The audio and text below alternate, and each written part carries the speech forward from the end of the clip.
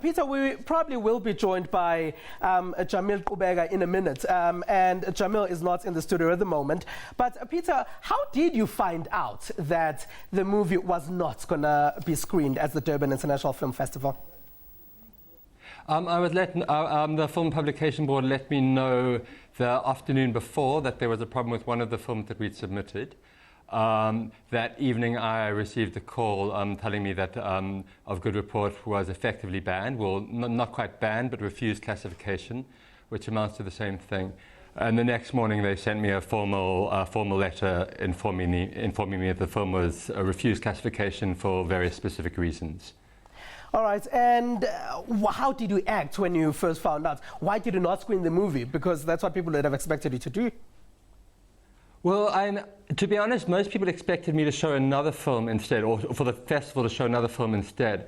If I'd screened the film, there is the possibility that I would have been arrested, that the festival would have been shut down, and certainly Suncoast Cine Centre, Durban's oldest film exhibitor, would have lost its license to exhibit films. So we couldn't take that risk. So we opted for something slightly less dramatic, but still pretty dramatic, and we showed a blank screen, and we didn't show a film at all.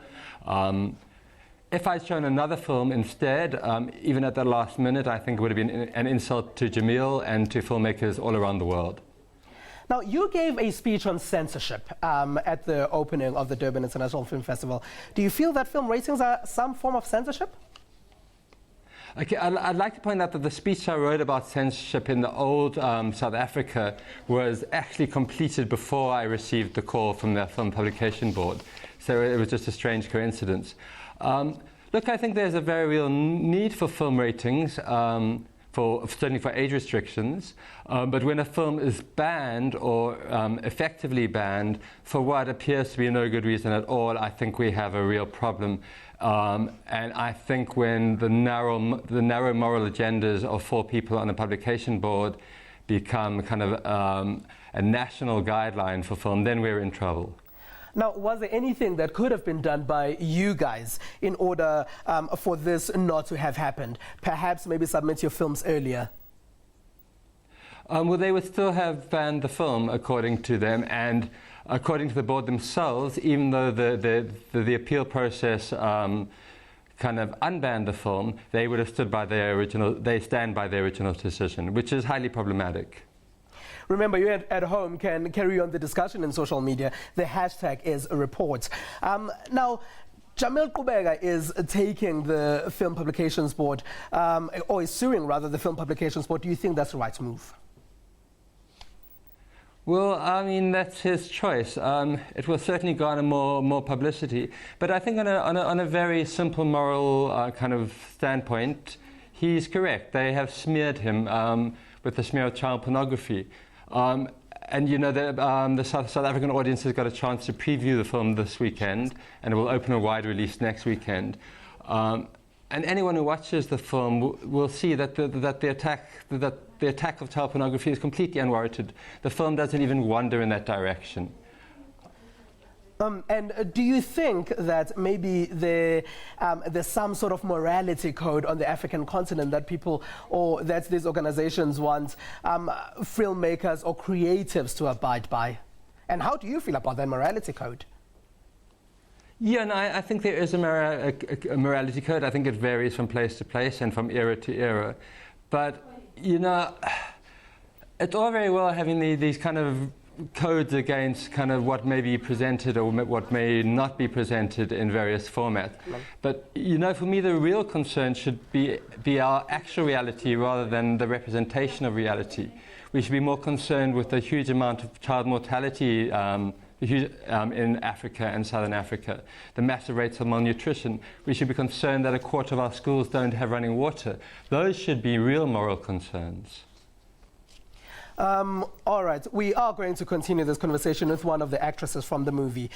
Now, so as we were saying, that South Africa's Film Publications Board initially banned the opening movie titled Of Good Report, which was to play at this year's Durban International Film Festival. The board cited child pornography in the film for the decision. This upset many in the film industry. That decision was later overturned. The film has now started showing in many cinemas across South Africa, and audiences seem to be loving it. The FPB's decision was widely discussed in social media, and it's our talking point as we have been discussing this evening. The much talked about film opened to a full house at the Suncoast Cine Centre. After a successful appeal, it received a rating of 16 for sex, nudity and violence. It tells the story of a teacher in a rural setting who has a relationship with a girl whom he later learns is an underaged pupil in his class. The teacher's obsession, combined with demons from his past, end in violence and tragedy. The board deemed certain scenes as child pornography, sparking a debate on the context of sexual content. Supporters of the film felt that Of Good Report touches on a problematic social issue in South Africa which needed examining. The multifaceted film was well received by the public. The actual content is what is actually happening in our society in South Africa. I don't know why. I don't know what was the fuss about it. Otherwise, it was really a great movie. It was very strong. It's actually good because it's exactly what's happening here in South Africa. I think South Africa will be very proud in seeing such a piece. And received a qualified thumbs up from critics. A lot going for it, very compelling, a lot of food for thought in the way he's presented it too, and very stylistic. Maybe a teeny little bit pretentious, but I really think he's got a lot going. The makers of the film said it's an issue which doesn't end here. It's a bittersweet kind of victory at the same time, because at the end of the day, my feeling is like, why did it happen in the first place? Remember, it's #report on Twitter or handle network SABC. It's the same name on Facebook. And now joining us in the studio to discuss the discussion a bit further is Thobi Mkhwanazi, one of the actresses from the movie. Hello and welcome. Hello, thank you. Now, you had a mouthful to say at the Durban International Film Festival. Yeah. Do you think the banning of the film bordered on censorship? Well, first and foremost, I just wanted to let you guys know, the audience know, that us as actors, we had no idea that it had been censored. We were invited to the event and we only saw the disclaimer like everybody else, and we were pretty much shocked, you know. Somebody of, well, I believe I've been in the industry for a long time, of my standing in terms of arts and culture. I would not consciously go into a film knowing that it is of, you know, it's got stuff of child pornography or material of child pornography, being a parent myself. So we were pretty much stunned, and yeah, it was a pretty definitive point in our careers. Do you think that the movie did have elements of child pornography as cited by the Film Publications Board?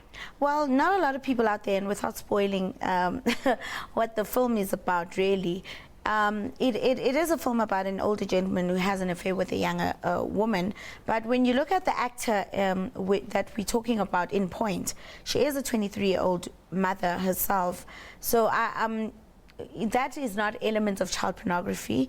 And if they're saying it is a portrayal, then what is art? What is art and culture, really?